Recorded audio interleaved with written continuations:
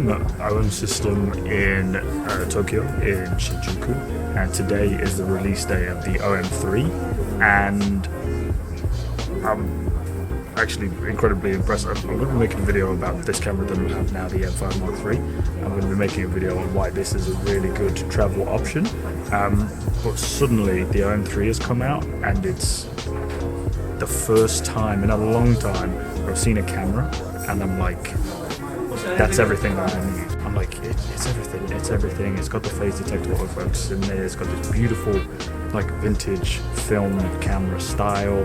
For now, I'm gonna have to just stick with the EM-5 Mk.III, but I suddenly have kind of the next step in cameras that I kind of want to take, and I think it's gonna be the OM-3 in the future. But this camera is, yeah, it's a beast.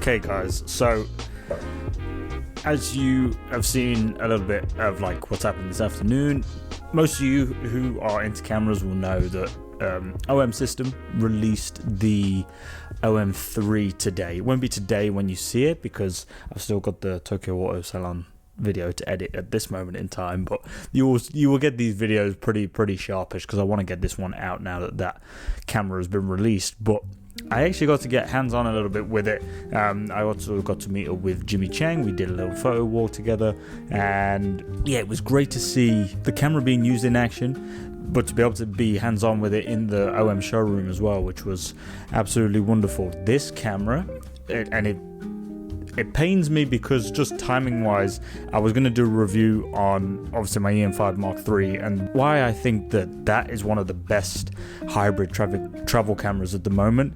But then the OM-3 has come out, and suddenly that's the camera that has everything in there that I've ever wanted.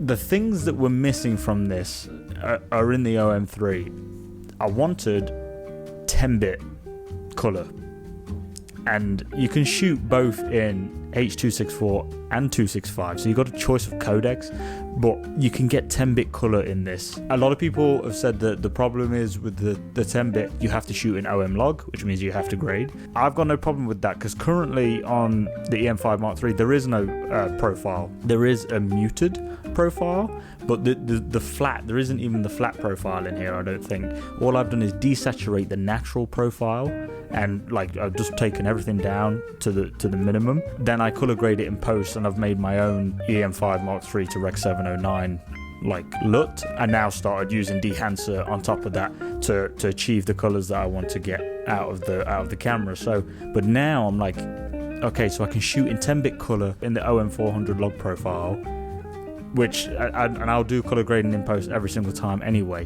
What was the other thing that's missing from this? 4K 60. 4K 60 for me has been a little bit of a pain because obviously when I had the Lumix S5 I was able to shoot in 4K 60. I haven't been able to do that with this camera. On the 4K side of things it only goes up to 30p or 24p.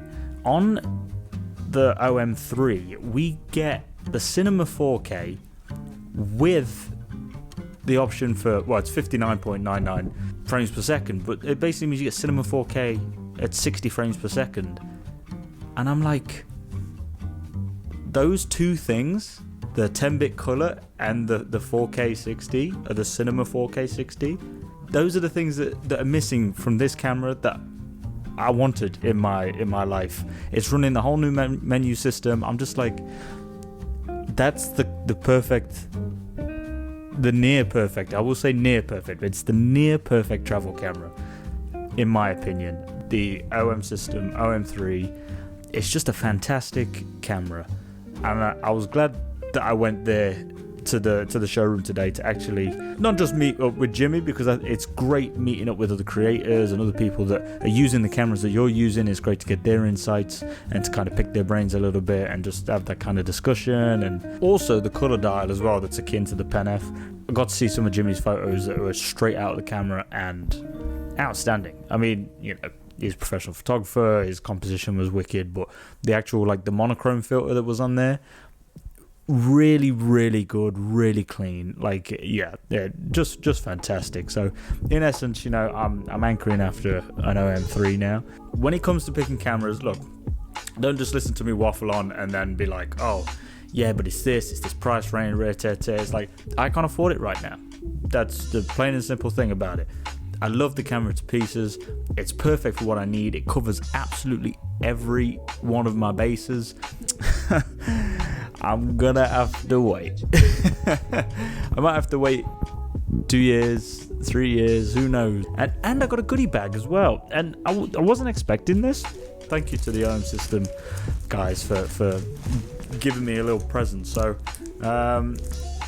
this OM system coaster, which I actually needed a coaster, so you know, now I've got an OM system coaster, so I'm quite happy about that.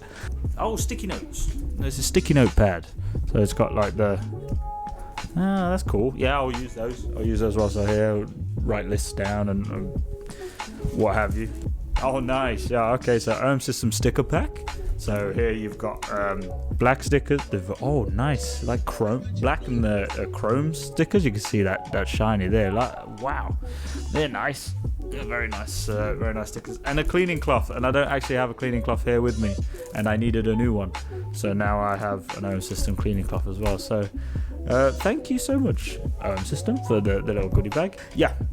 I will do a breakdown of my own camera because I speak so highly of my camera to people. Well, 4 to 6 years ago, a lot of the reviews are from back then, and I think on the video sides of this camera, I didn't see too many people talking about like the Cinema 4K option that this has to offer. And you know, maybe I could go into how I do the settings of this camera as well. Maybe do like a little buyer's guide for this camera, because I think that now with the OM-3 being here, the price of this camera may come down a little bit as people switch from the OM-5 up to the OM-3. So I hope you guys enjoyed this video. You will have seen Tokyo Auto Salon by now.